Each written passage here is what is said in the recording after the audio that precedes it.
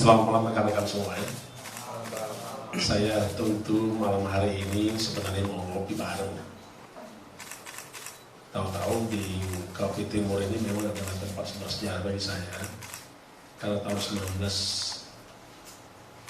1991 saya pernah di Jakarta Timur. Jadi wilayah ini adalah tidak asing bagi saya. Dan malam hari ini berterima kasih kepada rekan-rekan semua yang bisa hadir. Saya sangat kaget, kok kenapa jadi ramai begini. Padahal saya janjinya cuma Pak Teguh sama kawan saya dari Aceh, nggak ada yang lain. Tapi apapun yang terjadi, tentu tidak ada yang secara kebetulan. Bahkan juga kadang terjadi tidak direncanakan. Malam hari ini saya tidak bisa memilih. Kenapa saya duduk di tengah di antara Mas Adi sama kawan saya, Akhirudin dari Aceh. Dan paling ujung ada Mas Arief, Gunawan, dan Pak Teguh bersama rekan-rekan semua. Itu karena kehendak Tuhan. Termasuk kawan-kawan yang malam hari ini hadir, itu karena kehendak Tuhan. Kehendak Allah SWT sehingga kita bisa ketemu malam hari ini. Itu yang pertama yang harus saya sampaikan. Yang kedua, kalau tadi disampaikan oleh Mas Adi itu adalah tanggung jawab Mas Adi sendiri itu. Karena tidak ada kita ingin bicara itu. Saya hanya ingin menyampaikan bahwa saya paham rekan-rekan mengikuti beberapa persoalan yang kita hadapi. Sebagaimana yang saya sampaikan dulu, bahwa proses ini sedang berjalan. Dan tentulah saya banyak berterima kasih kepada rekan-rekan media yang telah memberikan perhatian khusus kepada hal-hal yang terjadi di negara kita. Saya selalu katakan, mencerdaskan kehidupan bangsa itu adalah tanggung jawab kita bersama, termasuk rekan-rekan media. Karena itu, rekan-rekan harus betul-betul mampu mencerdaskan segenap anak bangsa. Saya agak kaget gitu mendengar berita hari ini bahwa permohonan Firly ditolak. Saya kaget. Karena putusan pengadilan tidak begitu bunyinya. Putusan hakim Pengadilan Negeri Jakarta Selatan menyebutkan mengadili pertama, permohonan pemohon tidak diterima, bukan ditolak, tapi juga tidak dikabulkan. Biasanya kan putusan kedua ditolak, dikabulkan. Ini ada yang di tengah-tengah, tidak dapat diterima. Penjelasan cukup, saya kira rekan-rekan banyak mengikuti. Tolong ini disampaikan lagi rekan-rekan. Permohonan pra-peradilan saya bukan ditolak, tapi permohonan pemohon tidak dapat diterima. Ini poin pertama. Poin berikutnya, saya menyampaikan kepada Hakim Pengadilan Negeri Jakarta Selatan yang telah bekerja keras, bersusah payah, terus-menerus siang dan malam, kita selalu mengikuti. Seperti yang saya sampaikan di awal, waktu saya memberi penjelasan dengan rekan-rekan media di Mabes Polri, mari kita ikuti proses hukum ini. Karena negara kita adalah negara hukum, Rechtsstaat, bukan negara kekuasaan. Untuk itu tolong kita kawal bahwa negara yang disepakati oleh para pendiri bangsa kita adalah negara kesatuan manusia berdasarkan hukum, Rechtsstaat, bukan Marstat, bukan para kekuasaan. Itu harus kawal oleh rekan-rekan semua. Dan tentulah kita akan ikuti proses hukum, due process of law. Kita berharap bahwa tidak ada anak bangsa yang terjerumus di dalam opini menghakimi orang. Karena pada prinsipnya penegakan hukum itu harus ada azas praduga tak bersalah, persamaan hak di muka hukum, dan haruslah juga mewujudkan tujuan penegakan hukum, diantaranya kepastian hukum, keadilan, dan kemanfaatan. Tolong tidak ada yang membangun opini menghakimi seseorang itu bersalah.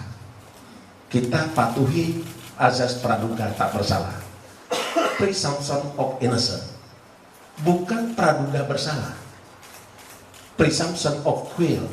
Tolong ini dipahami. Selanjutnya saya juga terima kasih kepada ahli yang telah memberikan keterangan berdasarkan keahliannya. Saya kira ahli yang kami hadirkan cukup menjadi syarat-syarat ahli, karena ahli itu adalah seseorang yang bisa memberikan keterangan berdasarkan keahliannya. Saya tampilkan, saya undang, ada Profesor Dr. Romli Atmasasmita. Beliau adalah pembuat, penyusun undang-undang KPK, undang-undang tidak pidana korupsi. Saya kira nggak ada yang ragu dengan Profesor Romli. Yang berikutnya saya juga hadirkan Profesor Yusri. Semua orang paham siapa Profesor Yusri. Yang berikutnya ada juga Profesor Suparji, guru besar Al-Azhar. Ada juga Profesor Dr. Agus Rono.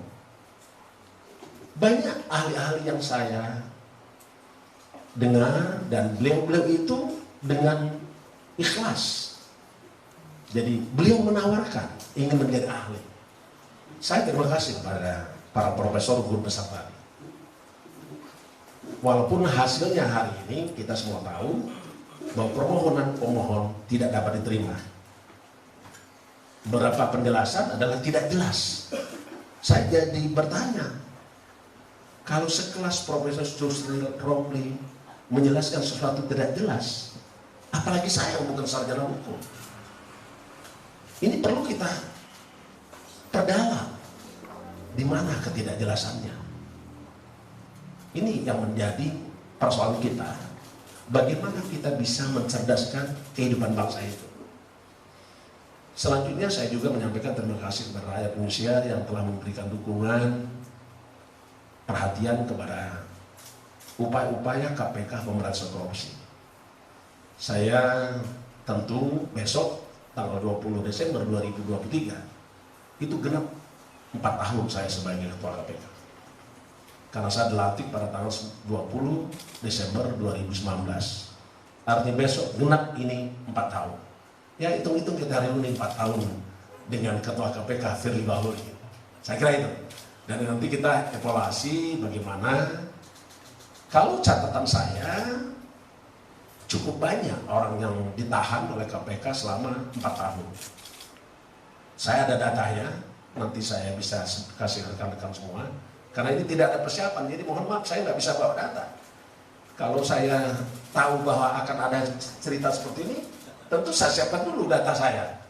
Tapi kurang lebih yang sudah ditahan selama 4 tahun, lebih dari 500 lebih. Dari jumlah 1.600 tersangka selama KPK berdiri. KPK berdiri sejak 2003. Bapak-bapak, ibu-ibu, rekan-rekan sekalian bisa bayangkan. 2003 sampai dengan 2003 berarti 20 tahun. 1.600 orang tersangka, kurang lebih. Sementara selama saya ketua KPK 4 tahun, lebih dari 556 orang yang kita tahan. Artinya lebih dari 1/3 jumlah tersangka orang yang ditahan oleh KPK dari selama 20 tahun. Itu saya kira yang perlu saya sampaikan. Yang berikutnya tentu kita juga paham bahwa mengukur prestasi berhasil atau tidaknya pemberantasan korupsi itu tidak hanya dilihat dari jumlah orang yang ditahan, tapi bagaimana kita bisa ukur tentang kesadaran rakyat Indonesia, penyelenggara negara, siapapun yang mengaku anak bangsa Indonesia, menyadari akan yang disebut dengan perilaku anti korupsi, yang diukur dengan cara indeks perilaku anti korupsi. Nah kalau kita lihat IPAK itu, indeks perilaku anti korupsi Indonesia itu tiap tahun meningkat. Saya ambil contoh sejak tahun 2019 itu di angka 3,70. 2020 naik 3,78. Tahun 2021 naik 3,83. Tahun 2022 naik di angka 3,88. Mudah-mudahan saya tidak salah. Dan hari ini angka kita indeks perilaku anti korupsi di angka 3,92. Itu yang ingin saya sampaikan, bahwa pengukuran perilaku anti korupsi itu meningkat. Artinya kesadaran masyarakat itu meningkat. Dan itu dilakukan, bisa dicapai karena beberapa kelompok dilakukan oleh KPK. Baik itu melalui pendidikan, pencegahan, maupun penindakan. Saya kira itu yang saya sampaikan. Saya tidak ingin yang luar karena saya nggak ada persiapan ini. Jadi kalau datanya saya nggak punya. Ya, itu ya. Terakhir dari saya, ada satu yang harus kita pedomani juga adalah bahwa seperti yang saya sampaikan, saya menyampaikan ucapan terima kasih kepada hakim yang telah memutus suatu persoalan hukum, dan tentu kita hormati itu karena sesungguhnya doktrin hukum kita yang kita kenal adalah ius curia novit, bahwa hakim adalah seseorang yang lebih memahami atas perkara yang ditanganinya. Ada juga dokter lain bahwa